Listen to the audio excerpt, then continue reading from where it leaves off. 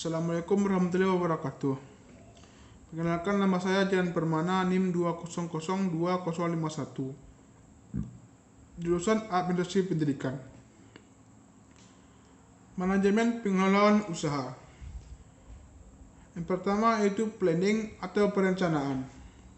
Berkaitan dengan perencanaan, berencana adalah desain yang dibuat oleh seseorang wirausaha dalam rangka menjalankan kegiatan bisnisnya yang dijadikan pedoman selama membuka kegiatan usahanya. Misalnya, saya anjurkan seperti keinginan menyelesaikan perkuliahan 3,5 tahun semester.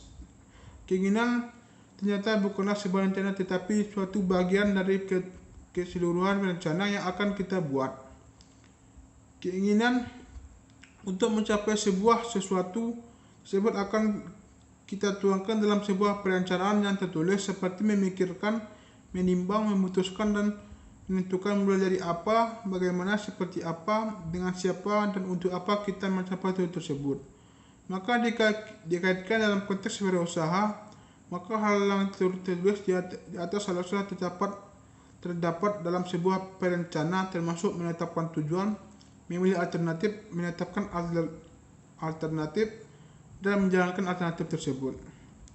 Yang kedua itu organizing atau proses pengelompokan. Seorang wirausahawan akan mengelompokkan macam-macam kegiatan atau tugas pada masing-masing karyawan.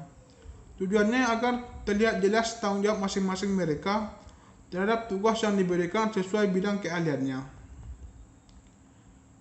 Hal yang perlu diperhatikan dalam pendelegasian adalah yaitu pertama, pemberian kebebasan, yaitu sebagai pimpinan dalam sebuah organisasi memberikan kebebasan terhadap karyawan untuk bertindak dan mengambil keputusan sesuai dengan wilayah yang diberikan tanggung jawab, sehingga karyawan bisa lebih leluasa untuk melakukan pekerjaan yang diberikan dan bisa langsung menyelesaikan masalah jika ditemukan. Melakukan kewenangan pengambilan keputusan. Memberikan kewenangan terhadap karyawan untuk mengambil keputusan sesuai wilayah yang telah diberikan, didelegasikan kepada mereka. Tanggung jawab jelas kepada mereka sesuai pekerjaan yang diberikan. Yang ketiga, directing atau menggerakkan, yaitu kemampuan seorang pimpinan dalam organisasi untuk menggerakkan orang-orang dalam organisasi tersebut agar bergerak sesuai tuntunan yang telah ditetapkan organisasi. Pada satu teori mengatakan, yang teori tersebut bernama teori XY, yang menyatakan bahwa manusia itu mempunyai sifat pemalas dalam dirinya. Siapapun dia yang termasuk kategori pasti memiliki sifat pemalas. Tidak saja kita yang melaksanakan perkuliahan dalam jam 7 pagi. Pasti banyak godaan yang membuat kita malas untuk bangun, seperti cuaca dingin, hujan, dan lain-lain, sehingga membuat kita hanya ingin tidur. Maka bagi siapapun yang bisa menggoda ini ialah orang yang memiliki motivasi tinggi. Untuk itu, jika kita sebagai pimpinan dalam memilih karyawan, haruslah memilih yang memiliki motivasi tinggi sehingga mudah bekerja dan tidak susah untuk digerakkan. Yang keempat yaitu coordinating atau mengkoordinasi. Ada 3 prinsip dasar dalam koordinasi ini. Koordinasi terhadap hubungan horizontal dan vertikal. Ada keselarasan kegiatan dari awal sampai akhir terkait faktor yang ada di lingkungan kerja, dan masing-masing faktor yang harus saling mengisi. Yang kelima, controlling. Melakukan pengawasan terhadap kegiatan yang berjalan agar operasi kegiatan tersebut dapat berjalan sesuai yang direncanakan. Jadi jika ada persoalan di pertengahan perjalanan, bisa ditarik kembali untuk membenahi sehingga rencana yang dibenahi dapat disempurnakan kembali, jadi proses masih tetap berjalan. Hal yang harus diperhatikan dalam konteks kontrol adalah tujuan yang ditetapkan apakah sesuai rencana, melakukan pengawasan terhadap sistem operasional secara keseluruhan, melakukan evaluasi, memberikan masukan untuk perbaikan di masa yang akan datang. Jadi apa yang ditemukan dalam pengawasan ini dapat dijadikan perbaikan di masa depan. Langkah manajemen bisnis.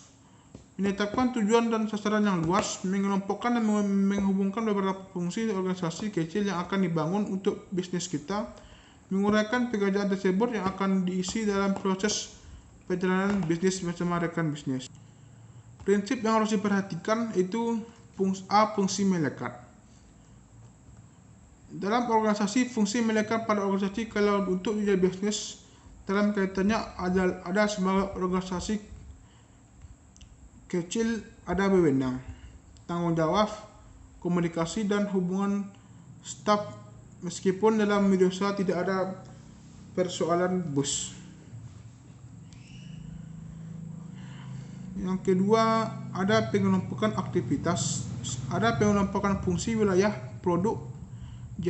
Jadi tidak semata-mata satu orang melakukan semua kegiatan, tapi ada pengelompokan aktivitas yang jelas. Misalnya pekerjaan ini dilakukan oleh siapa. Yang ketiga itu terkait dengan struktur organisasi. Ada 5 hal yang dibutuhkan sebagai sumber kekayaan bisnis. A. Sumber daya manusia. Kalau memang ingin berkembang menjadi bisnismen yang handal bersama rekan bisnis, maka harus memilah, menentukan dan menetapkan SDM yang memiliki visi dan misi masa depan. Yang kedua, finansial. Berhubungan dengan modal yang akan digunakan untuk menjalankan kegiatan usaha. Yang ketiga, sosial, yaitu hubungan dengan banyak orang. Semakin luas wilayah sosial, maka semakin besar peluang bisnis yang akan kita buka. Manajerial, yaitu kemampuan mengelola berusaha mulai dari perencanaan, pengelompokan, pelaksanaan, dan pengawasan. Jejaring terkait dengan siapa saja pihak yang akan kita ajak untuk bekerjasama dalam menjalankan kegiatan bisnis. Hal yang diperhatikan dalam perencanaan tenaga kerja itu A. Perencanaan tenaga kerja, misalnya menentukan berapa orang yang dibutuhkan. B.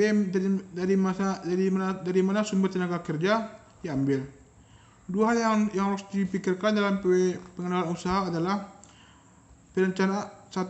satu perencanaan yang bersifat tertulis, misalnya usulan usaha operasional yang akan dilakukan termasuk rincian strategi, peluang, market yang dituju. Fungsi dari rancangan perencanaan adalah pedoman umum untuk keberhasilan manajemen usaha yang dilakukan.